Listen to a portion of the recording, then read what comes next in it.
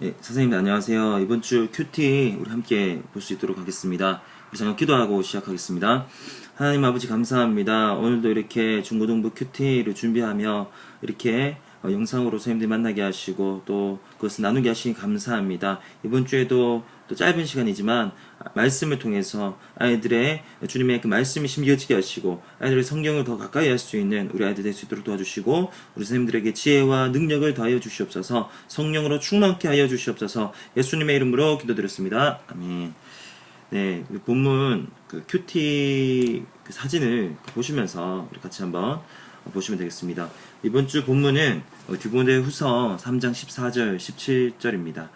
원래는 이제 지난주에 야고보서 우리 4장 말씀 그 지난주 본문을 가지고 좀 더 하려고 했었는데 이게 조금 하다 보니까 좀 변경이 되어서 본문 좀 바꾸게 되었습니다.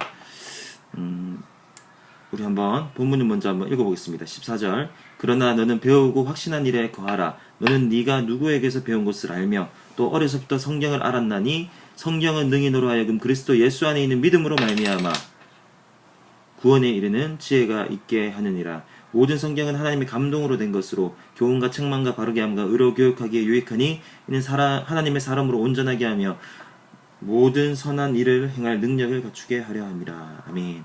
이 본문은 성경에 대해서 설명하고 있죠. 제가 큰 제목을 성경에 대한 설명 이렇게 우리 한번 잡아봤습니다.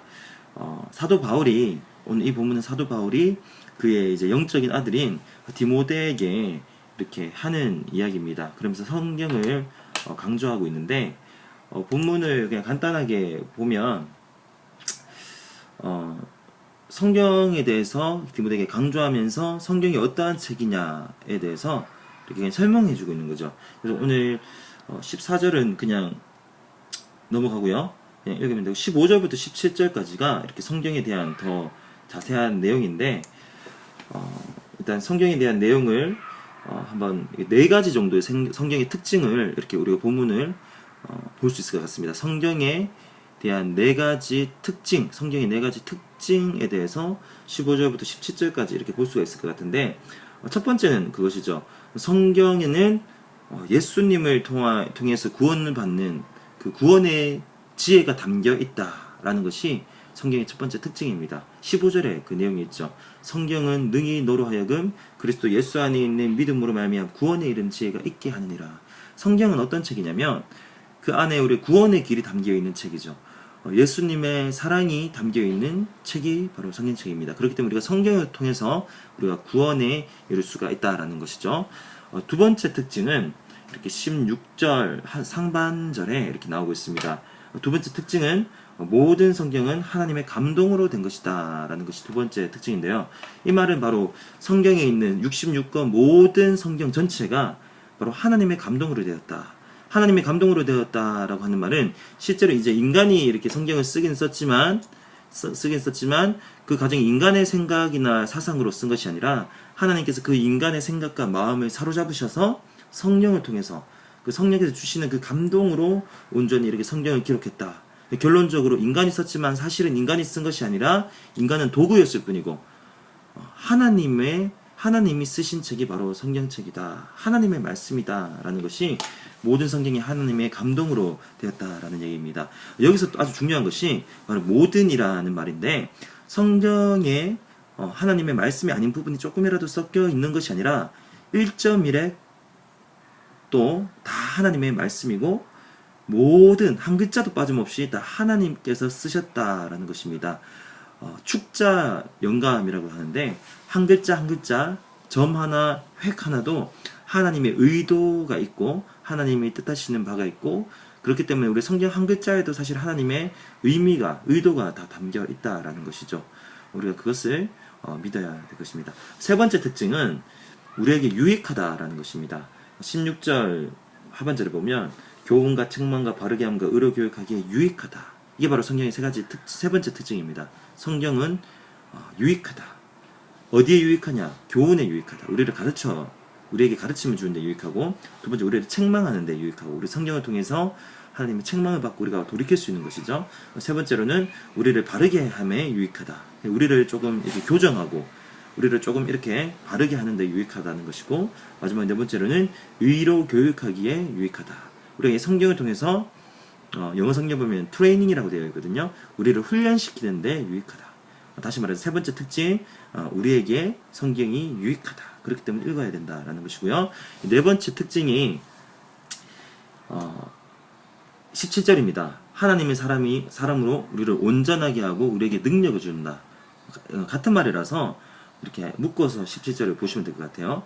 온전하게 하는다. 능력을 갖추게 한다. 선을 행할 능력을 갖추게 한다. 그래서 성경 오늘 본문을 통해서 정리하자면, 오늘 본문을 통해서 우리가 알 수 있는 것은 성경의 네 가지 특징. 첫 번째는 성경에는 구원에 이르는 지혜가 있다. 두 번째는 성경은 하나님 감동으로 된 것이다. 세 번째는 성경은 우리에게 유익하다. 네 번째는 성경은 우리를 온전하게 하고 능력을 갖추게 한다. 이렇게 네 가지 특징이고요.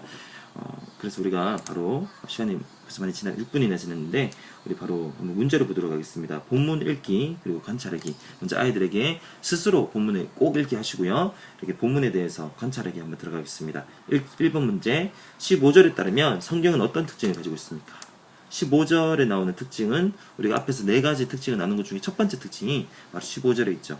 어떤 특징이죠? 성경은 능히 우리로 하여금 예수님 안에 있는 믿음으로 말미암아 구원에 이르는 지혜가 있게 한다. 이게 성경의 특징입니다. 구원에 이르는 지혜가 담겨져 있다. 이것이 성경의 특징, 15절에 담겨있는 성경의 특징입니다. 1번의 정답이고요. 2번 문제, 성경이 우리에게 주는 유익 네 가지가 무엇입니까? 16절에 나오는데, 우리에게 유익을 준다 그랬는데 어디에 그 유익 네 가지, 정답을 먼저 말씀드리면 교훈, 책망, 바르게 함, 의로 교육하기, 여기에 유익하다라는 것이죠. 이 네 가지가 정답이 되겠습니다. 3번 문제를 보시면 17절에 따르면 성경은 하나님의 말씀을 어떻게 변화시키나요? 17절에 말씀 있는 그대로 그것이 정답입니다. 어떻게 변화시키냐면, 하나님 사람으로 이제 온전하게 한다. 그리고 선한 일을 행할 능력을 갖추게 한다라는 것이 정답이 되겠습니다. 항상 말씀드리지만 관찰하기는 특별한 숨어있는 답이 아니라 본문에 그대로 뚜렷하게 나타나는 그것이 바로 정답이 되겠습니다. 우리 생각하기로 한번 넘어갈게요. 우리 두 가지 문제가 있는데, 첫 번째, 16절에 모든 성경이 하나님의 감동으로 되었다고 하는데 이 말의 의미가 무엇인지 말해봅시다.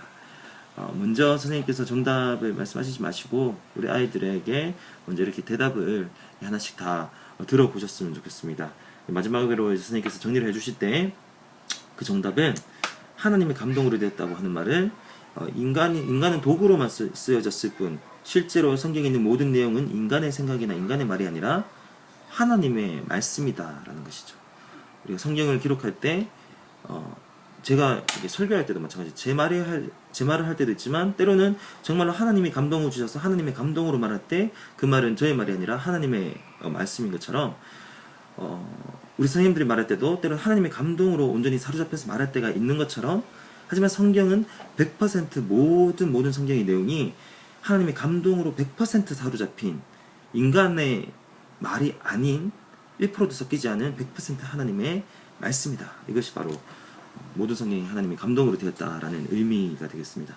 2번, 두 번째 생각할 것은, 하나님이 왜 우리에게 성경을 주셨을까요? 이거는 아이들에게 답은 다양하게 될 수가 있는데, 일단 저의 생각을 이야기해 보면,